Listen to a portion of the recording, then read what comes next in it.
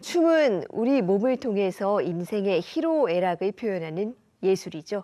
이 전 세계 무용가들이 모여서 다양한 춤을 선보이는 축제가 오늘 서울에서 개막했는데 올해는 죽음과 노화라는 심오한 주제를 다룬다고 합니다.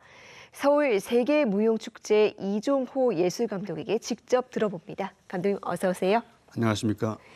예, 올해로 벌써 26회째 열린다고요. 네네. 처음에 어떤 취지로 시작된 축제입니까? 예, 1998년에 제1회를 했습니다.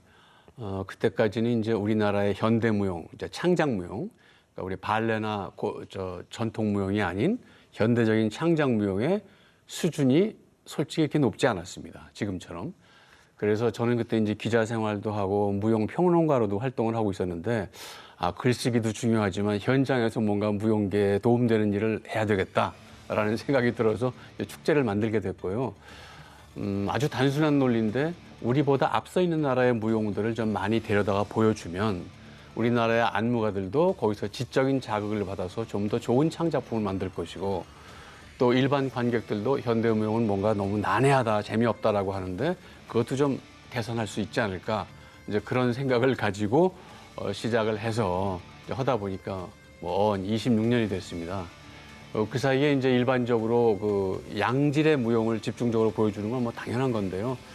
그거 외에도 이제 조금 섹션화를 해가지고, 예를 들면은 디지털이 우리 예술로 자꾸 들어오고 있다 하던 그 시기에 90년대, 2000년대 넘어갈 그 시기에는 디지털 댄스라는 섹션을 따로 좀 이렇게 운영을 해보기도 했고, 그다음에 현대무용을 보러 관객들이 극장까지 잘 안 온다. 그럼 우리가 나가자. 그래서 공원이나 역 앞에서도 춤을 추는, 현대무용을 추는 춤추는 도시, 그런 프로그램도 좀 운영을 해봤고, 또 우리나라 힙합 댄서들이 굉장히 테크닉이 좋아서 세계 대회를 제패하지만 아쉽게도 그것이 기술에 불과하지 작품성으로까지 가지는 않는다는 생각 때문에 힙합을 가지고 현대무용을 만들어 보자 하는 힙합의 진화.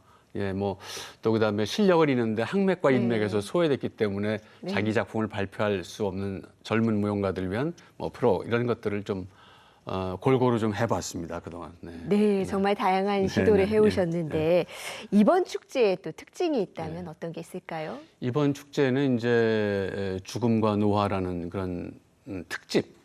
이번에 열리는 수십 편의 행사가 전부 이런 주제를 하는 것은 아니지만 이제 특집처럼 꾸몄는데요.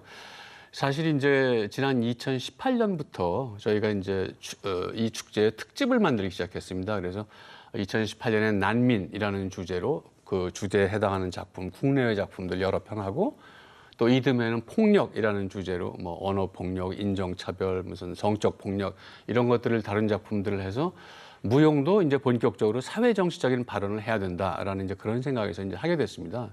그런데 이제 코로나 때문에 그걸 제대로 지난 한 2, 3년간 못 하다가 이 코로나를 겪으면서 많은 분들이 생각을 하셨겠지만 자기 내면을 되돌아보는 그런 기회가 되었다고 생각을 합니다. 그래서 나 자신, 우리 주변, 존재란 무엇인가, 이런 거 많이 좀 생각을 하셨을 것 같고, 저도 역시 그런 생각을 하면서 그러면 올해와 내년 정도는 죽음과 노화라는 이런 본질적인 문제를 한번 다루어 보자. 그래서 하게 됐습니다. 예, 다소 묵직한 주제로 찾아왔는데 이 주제로 선보이는 작품들 몇 가지 소개해 주실 수 있을까요? 네, 전체 한 7, 8편쯤 되는데요. 제일 먼저 너무나도 유명한, 모든 분들이 다 알고 계실 것으로 생각되는 원로 무용가 홍신자 선생님의 이불 위에서라는 작품 말씀드리고 싶습니다. 네. 홍신자 선생님이 그 내신 책 중에 자유를 위한 변명이라는 책 있잖아요. 그런 것처럼 이분은 평생 자유인이시기 때문에 이 작품 역시 죽음으로부터 자유로워지는, 이제 결국은 그런 궁극적으로 그런 메시지를 담고 있어요. 그래서 하얀 이불 위에서 펼쳐지는 어떤 삶과 죽음의 연속. 죽음이라는 것이 물리적으로는 끝일지 모르지만 또 새로운 삶의 시작이기도 하다는 어떤 그런 초월적인 그런 걸 보여주시는 또 그런 작품이고요. 또 그 밖에 김혜연이라는 아주 재능 있는 젊은 안무가가 있는데, 이분은 죽음과 노화를 주제로 하되 혼자서 안무를 한 게 아니고 그 인공지능과 함께 챗 GPT와 함께 공동 안무입니다. 말하자면 인간과 기계가. 그래서 작품 제목도 예술래 잡기술. 어려우시죠? 예술, 술래, 잡기, 예. 기술 뭐 이렇게 아주 재미있는 제목인데 네. 그런 작품도 나오고요.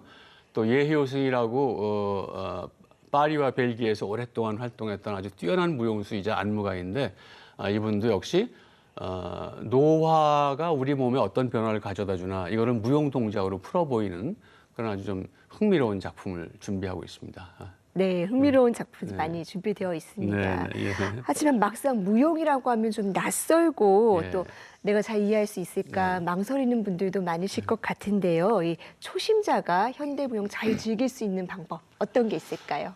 저 가끔 명색이 무용 전문가랍시고 해서 그런 질문을 가끔 듣는데 네. 정말 어렵습니다. 그런데 네, 사실 이제 그 무용뿐 아니라 음악도 뭐 우리 고전 음악, 낭만주의 음악은 다 누구나 좋아하지만 뭐 베토벤, 모차르트 좋아하지만 요즘 음악 들으라 그러면 좀 어렵다고 어렵죠. 하잖아요. 예. 미술도 그 추상 미술이나 현대 미술이 제 값을 받고 인정받기까지 얼마나 많은 시간이 걸렸습니까? 그래서 어쩔 수 없이 좀 그런 괴리는 있지만 저는 기본적으로 이런 생각을 좀 인정해 주셨으면 해요. 그 비전문 관객들께서도 우리가 지금 현대를 살고 있다. 21세기를 살고 있는데 네, 저 낭만 음악, 고전 음악은 옛날에 만들어진 것이지만 물론 이제 뭐 어떤 그 예술의 본질을 갖고 있으니까 우리가 즐겁게 듣지만 현 시대의 문제를 어떻게 접근할 것이냐라는 그런 주제적인 측면에 있어서는 역시 현대미술, 현대음악, 현대무용이다. 네. 그러니까 좀 어렵지만 한번 일단 부딪혀보자. 네. 그래서